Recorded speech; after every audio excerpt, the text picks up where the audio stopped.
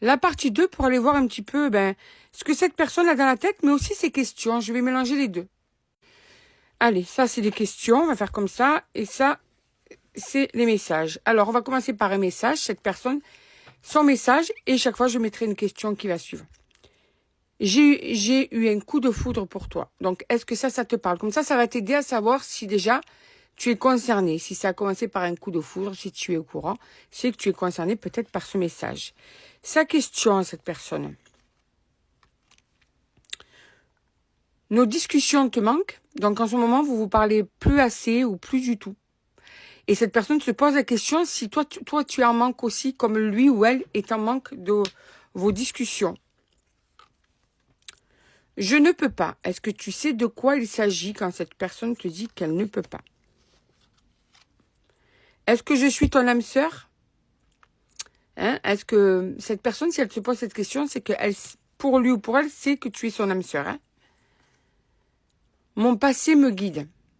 Donc ça peut être dans son caractère, dans ses humeurs. Une personne du passé peut-être qui est là trop présente.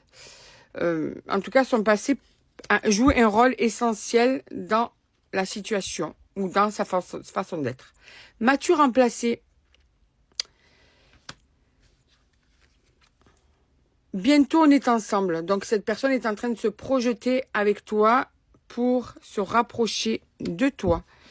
Donc, ça peut être que vous ne vous parlez plus, mais ça peut être aussi le fait que peut-être que cette personne va emménager plus proche de toi, tu vois. Il y avait trop de distance, peut-être. Sais-tu que tu m'as fait évoluer? Est-ce que tu es au courant de ça?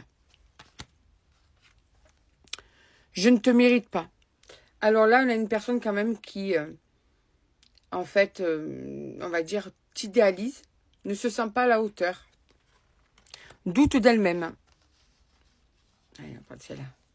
Regardes-tu nos photos?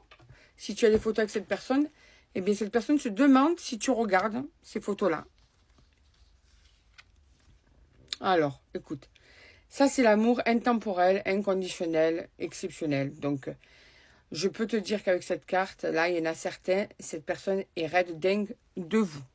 D'accord? Question. Sais-tu que je t'espionne? Est-ce que tu sais que cette personne regarde ce que tu fais, en virtuel ou en réel? Je n'ai pas envie de parler. Donc, on a une personne qui a tendance à se renfermer sur elle-même, qui des fois coupe la communication complètement. M'aimes-tu? Cette personne a besoin d'être rassurée. J'ai tellement peur. Alors là, on a une personne qui est terrorisée, peut-être par rapport à la situation, peut-être par rapport à ce que tu éveilles en sentiment chez elle ou chez lui. En tout cas, il y a de la peur là. Et la peur, des fois, ça peut faire des actions incontrôlables. Sais-tu que tu es mon évidence? Cette personne, pour elle, tu es sa moitié, son âme sœur. Il n'y a personne d'autre, quoi, qui peut avoir la place que tu as. Je ne veux pas être déçue. Donc là, on a une personne qui a peur de souffrir quand même, hein, qui peut expliquer son incapacité à vraiment être dans l'engagement rapidement. Auras-tu confiance en moi? Parce que si cette personne t'a déjà déçu plusieurs fois, elle a conscience que tu peux avoir du mal à avoir confiance. Je suis rancunier ou rancunière. Est-ce que tu reconnais son caractère? Question. Vas-tu accepter de me voir? Donc là, on a une personne qui veut te voir et qui veut être sûre que tu ne le rejetteras pas. Allez, les deux dernières cartes. J'ai besoin de me sentir libre. Tu sais que cette personne est indépendante, que c'est aussi peut-être pour ça qu'elle a du mal à se mettre dans la relation totalement, qu'elle aura mis plus de temps que toi pour le faire. Sais-tu que je te regrette? Cette personne, tu lui manques. Hein. Cette personne, elle te regrette. Elle veut te voir et de toute façon, c'est ce qui va arriver puisqu'elle est déjà en train de te dire que vous allez bientôt vous revoir.